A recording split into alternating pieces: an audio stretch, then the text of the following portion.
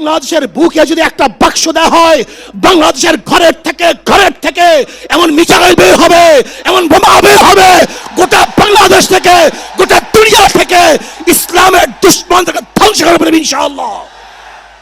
আজকে মঞ্চে যারা আছেন, যদি আমরা মুনাফিকি না করি, মঞ্চে যারা আছেন যদি মুনাফিকি না করি, মুখের এবং কাজের কথা যদি একসাথে থাকেন, মুখের সাথে কাজের যদি মিল থাকেন, আমি এই লক্ষ জনতার সামনে কসম করে বলতে পারি, আগামীতে ক্ষমতায় যাবে ইসলাম, ক্ষমতায় যাবে ইসলাম, কোনো সন্দেহ নাই। আগামীতে ক্ষমতায় কে যাবে না যাবে আমি জানি না, কিন্তু বাংলাদেশের জনগণ কোন দুর্নীতিবাজ, চাঁদাবাজ, দখলবাজ, খুনিদেরকে আর ক্ষমতায় নিবে না।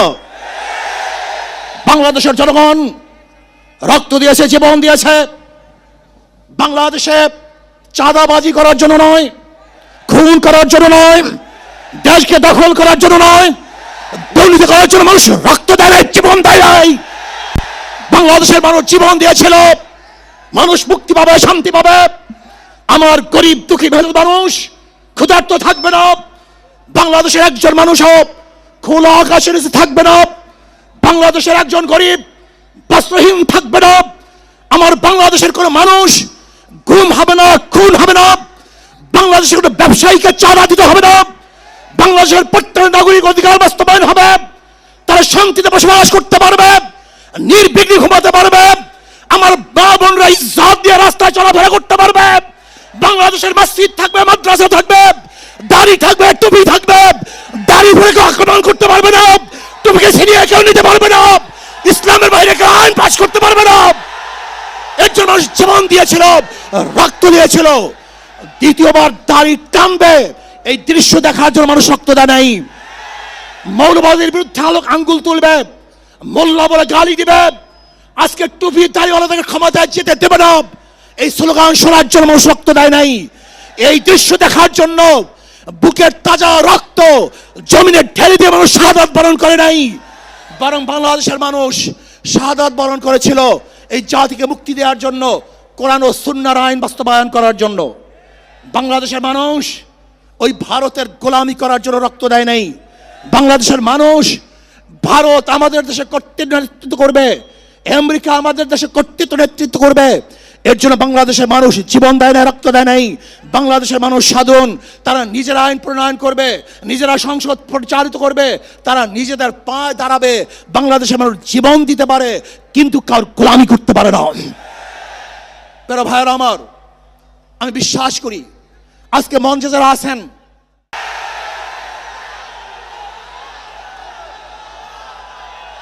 কিন্তু খবরদার যদি মুনাফিকি করি তাহলে এদেশের মানুষ সচেতন হয়েছে, এদেশের মানুষ সব জ্ঞানী হয়ে গেছে।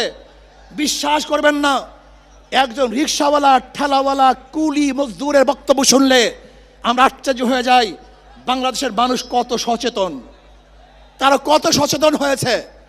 যদি আমরা মুনাফিকি না করি, যদি আমরা ঐক্যবদ্ধ থাকি, বাংলাদেশে একটা বাক্স ইসলামের নামে দিতে পারি।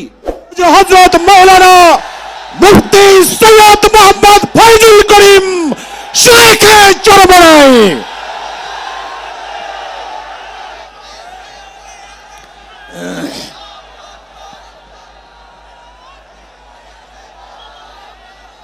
আসসালামু আলাইকুম ওয়া রাহমাতুল্লাহি ওয়া বারাকাতুহু। নাহমাদু ওয়া নুসাল্লি আলা রাসূলিহিল কারীম, আম্মা বাদ। ফাআউযু বিল্লাহি মিনাশ শাইতানির রাজীম। বিসমিল্লাহির রহমানির রহিম। ইনিল হুকমু ইল্লা লিল্লাহ। সাদাকাল্লাহুল আলিয়্যুল আযীম। সবাই পড়ি সাল্লাল্লাহু আলাইহি ওয়াসাল্লাম। ইসলামী আন্দোলন বাংলাদেশ কর্তৃক আয়োজিত আজকে মহাসমুদ্রের সম্মানিত সভাপতি আমাদের শেরে তাজ হযরত পীর সাহেব হুজুর চরমনাই দামাত বারকাতুহুল আলিয়া, মঞ্চে উপবিষ্ট জাতির শ্রেষ্ঠ সন্তান শ্রদ্ধাভাজন ওলামায়ে কেরাম, ইসলামী দলের নেতৃবৃন্দ, অন্য অন্য দলের নেতৃবৃন্দ, সামনে উপবিষ্ট ইসলাম প্রিয় দেশপ্রেমী ভাইয়েরা আমার, আজকে সম্মেলন কেন? আমরা পিআর সিস্টেমে নির্বাচন চাই, সংখ্যানুপাতিক হারে নির্বাচন চাই। বিএনপি কেন মানছে না? বিএনপি তো দাবি করেছে আমরা জাতীয় সরকার গঠন করব, এটা বিএনপির দাবি। আর জাতীয় সরকার গঠন করার জন্য সবচেয়ে ভালো পদ্ধতি পিআর সিস্টেম নির্বাচন। জাতীয় সরকার সর্বদলের অংশগ্রহণমূলক সরকার, আর সর্বদলের অংশমূলক সরকার গঠন হতে পারে একমাত্র পিআর সিস্টেম নির্বাচনের ভিত্তিতেই। তাহলে কেন বিএনপি মানছে না? কারণটা কি আমি তো বুঝি না। অবশ্যই বিএনপিকেও পিআর সিস্টেমে নির্বাচন মানা উচিত।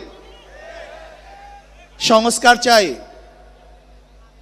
বিএনপি বলছে আমরা সরকার গঠন করে ক্ষমতায় গিয়ে সংস্কার করব। প্রথম প্রশ্ন হলো এই, আগামীতে বিএনপি ক্ষমতায় যাবেন, এই গ্যারান্টি আপনি কে দিয়েছে? আপনি কিভাবে ভেবেছেন যারা 91 থেকে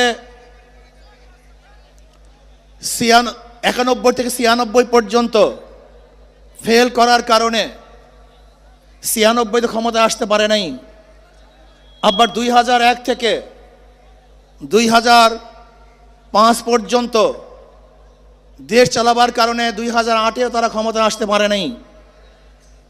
2001-এ বিএনপি ইশতেহার ঘোষণা করেছিল, সেই ইশতেহারের মধ্যে 10%ও বিএনপি বাস্তবায়ন করতে পারে নাই।